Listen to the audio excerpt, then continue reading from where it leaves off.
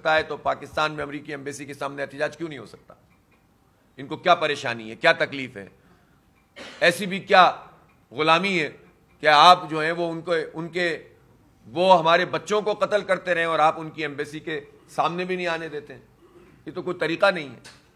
اس لیے ہمیں راستہ دیا جائے، امن کی ذمہ داری ہماری ہے، اور انشاءاللہ ہم دنیا کو دکھائیں گے کہ مسلمان خاص طور پر پاکستانی کتنے منظم ہوتے ہیں اور کس طرح اپنے جذبات کا اظہار کرتے ہیں. تو اس لیے ہم اس طرف مارچ کریں گے اور پرامن طریقے سے جائیں گے، اپنی فیملیز کے ساتھ آئیں، اپنے بچوں کے ساتھ آئیں اور پوری طریقے سے اپنی اس ایمانی غیرت کا مظاہرہ کریں. پرسوں انشاءاللہ 18 تاریخ کو ملتان میں بھی اتنا ہی بڑا مارچ ہوگا انشاءاللہ، اور وہ پوری جنوبی پنجاب سے لوگ وہاں پر شریک ہوں گے. آپ نے لاہور میں دیکھا بہت زبردست قسم کا احتجاج تھا، وہ جگہ تنگ پڑ گئی تھی اور بہت بڑی تعداد میں لوگ ایسے تھے جو مارچ میں شریک بھی نہیں ہو سکے. پرسوں کراچی میں تو سارے ریکارڈ ٹوٹ گئے اور شارع فیصل پر انسان ہی انسان تھے. تو یہ جذبہ ہے لوگوں کا اور لوگ اب بائیکاٹ کر رہے ہیں، اور میں اپیل بھی کرتا ہوں کہ بائیکاٹ کریں ان تمام مصنوعات کا جس سے ان صہیونیوں کو فائدہ ملتا ہے، جس سے اسرائیل کو فائدہ پہنچتا ہے. جب ہم اس طرح کی بائیکاٹ کی اپیل کرتے ہیں، لوگوں میں جذبہ پیدا ہوتا ہے، تو بعض عناصر کنفیوژن پیدا کرنے کی کوشش کرتے ہیں اور کہتے ہیں کہ مغرب کا تو سب کچھ ہے، امریکہ کا تو سب کچھ ہے. ہم بھی جانتے ہیں کہ ہمارے جو حالات ہیں وہ ہمارے حکمران طبقے نے اتنے خراب کیے ہیں کہ ہمیں اس قابل نہیں چھوڑا ہے کہ ہم اپنی ایجادات زیادہ کریں اور ہماری ٹیکنالوجی میں ہم آگے بڑھ سکیں. لیکن اس کا مطلب یہ نہیں ہے کہ عقل و شعور ہی ہمارا ختم ہو جائے. ہمیں معلوم ہے کون سی چیز استعمال کرنی ہے اور کون سی استعمال نہیں کرنی. یہ کامن سینس سب کا موجود ہے. اگر ذرائع ابلاغ پر وہ بالادست ہیں تو ہم ذرائع ابلاغ تو نہیں چھوڑیں گے.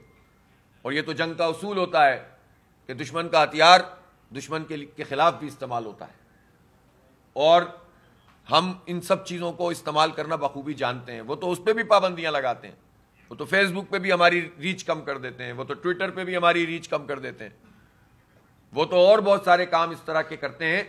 لیکن ہمیں معلوم ہے کہ ہمیں کن پروڈکٹس کا بائیکاٹ کرنا ہے. اور الحمدللہ اب تو پاکستان میں بہت ساری پروڈکٹس ایسی ہیں جو خود کفیل ہیں ہم جس میں، اور اس میں ہمارے تاجروں کو آگے آنا، منافع خوری نہیں کرنی چاہیے. اس موقع پر میں اپنے تاجر برادری سے بھی کہنا چاہتا ہوں، آپ کی بغیر کسی مارکیٹنگ کے، آپ کی بغیر کسی کوشش کے لوگ اربوں روپے بجٹ لگاتے ہیں بڑی بڑی کمپنیوں کا مقابلہ کرنے کے لیے. جہاں ملٹی نیشنل موجود ہوں ان کے مقابلے میں لوکل پروڈکٹ لانا کتنا مشکل ہوتا ہے. لیکن ایک طرف ہمارے فلسطینی قربانی دے رہے ہیں اور دوسری طرف لوگ لوکل برانڈ کی طرف آ رہے ہیں. تو اس پر تو شکر ادا کرنا چاہیے اللہ کا، سبسیڈائز کرنا چاہیے ہماری لوکل پروڈکٹس کو. تو اس موقع پہ کوئی منافع خوری نہ کرے بلکہ سبسیڈائز کرے. اور ایک بہت بڑا ایونیو اس میں کھل گیا ہے کہ جس میں ہم اپنے برانڈز کو مزید ڈیولپ کریں اور اس میں جو ہمارے مسلم ممالک ہیں اس تک ہم پہنچائیں. ہم نے کراچی میں 2 مرتبہ میرا برانڈ پاکستان کے نام سے یہ پورا کام کیا جس کے نتیجے میں پاکستانی پروڈکٹس پروموٹ ہوئی ہیں. ہم چاہتے ہیں کہ اب یہ اسلام آباد میں بھی ہو، لاہور میں بھی ہو، اور پھر اس کے بعد بنگلہ دیش میں ہو، ترکی میں ہو، ملیشیا میں ہو. ہم ایک ایسا انٹرنیشنل وہ بنانا چاہتے ہیں معاشی ایک نیٹ ورک کے جس کے نتیجے میں ہماری اپنی پروڈکٹس آگے بڑھیں تاکہ ہم مقابلہ کر سکیں ہر میدان میں. اسی طرح ٹیکنالوجی کے میدان میں ہم آگے بڑھ سکتے ہیں.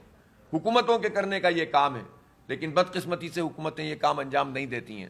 لہٰذا میں کہنا چاہتا ہوں کہ اس بائیکاٹ کی کیمپین کو بھی بھرپور طریقے سے چلایا جائے. ہمارے بچے اس میں پارٹیسپیٹ کریں. اس میں خواتین بہت بڑے پیمانے پر رول ادا کر رہی ہیں الحمدللہ، وہ یہ شعور پیدا کریں، اور اسی طرح سے ماس لیول پر اس کام کو ہونا چاہیے. اور اسی طرح سے ہم یہ سمجھتے ہیں کہ یہ جو ہمارا مارچ ہے یہ کوئی آخری چیز نہیں ہے.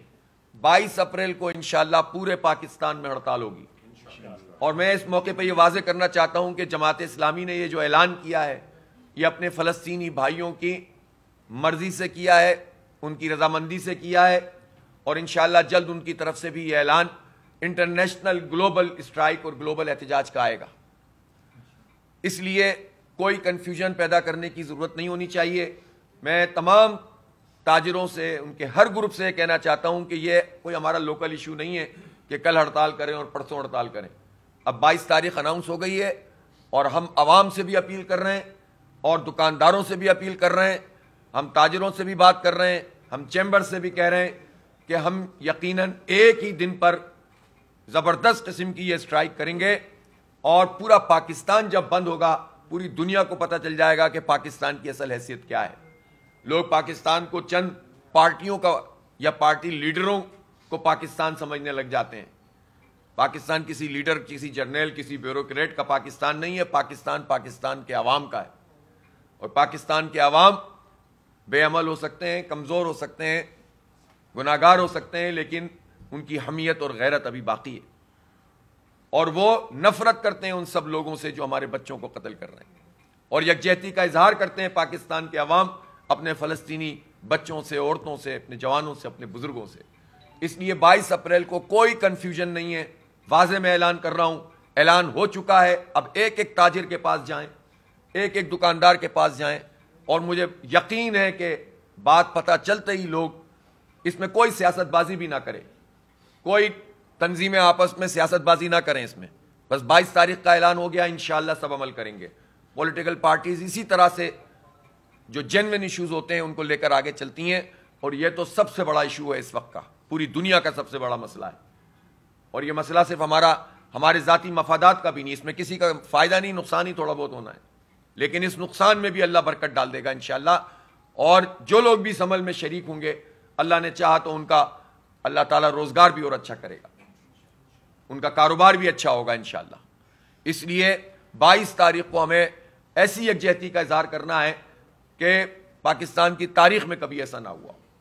اسی طرح سے یہ صرف بات یہاں تک نہیں ہے، اس وقت ہم پوری دنیا کی موومنٹس کے ساتھ رابطے میں ہیں، اسلامک موومنٹس کے ساتھ بھی اور ہیومن رائٹس موومنٹس کے ساتھ بھی. ہم نے خطوط بھی لکھے ہیں، بات چیت بھی ہو رہی ہے اور مجھے یقین ہے کہ انشاءاللہ یہ ایک گلوبل احتجاج اس دن 22 تاریخ کو ہو جائے گا. اور اس میں خاص طور پر ہماری جو ایشیائی ممالک ہیں اور یہ ہمارے بنگلہ دیش ہے، ملیشیا ہے، انڈونیشیا ہے، اسی طرح ترکی ہے، ان سب ممالک کو بھی ہم آن بورڈ لے رہے ہیں اور یہ ایک زبردست قسم کی چیز ہوگی جو پریشر ڈیولپ کرے گی انٹرنیشنل سطح پر. ہم یہ مطالبہ کرتے ہیں کہ امریکہ اس کا کام ہے کہ جنگ بندی کروائے، اس لیے کہ جو کچھ ہو گیا ہے اسی کے ایما پر ہوا ہے اور وہی ویٹو کر رہا ہے ساری قراردادوں کو. تو یہ امریکہ کا کام ہے. ٹرمپ اتنے بڑے بڑے دعوے کرتے ہیں جو کروائیں نا جنگ بندی، تو اس لیے اس دباؤ کو مزید بڑھانے کی ضرورت ہے. اور ہم حکومت پاکستان سے اور تمام مسلم ممالک کے لوگوں سے کہتے ہیں کہ امریکہ سے ڈرنا بند کر دیں اور اس سے خوف کھانا بند کر دیں.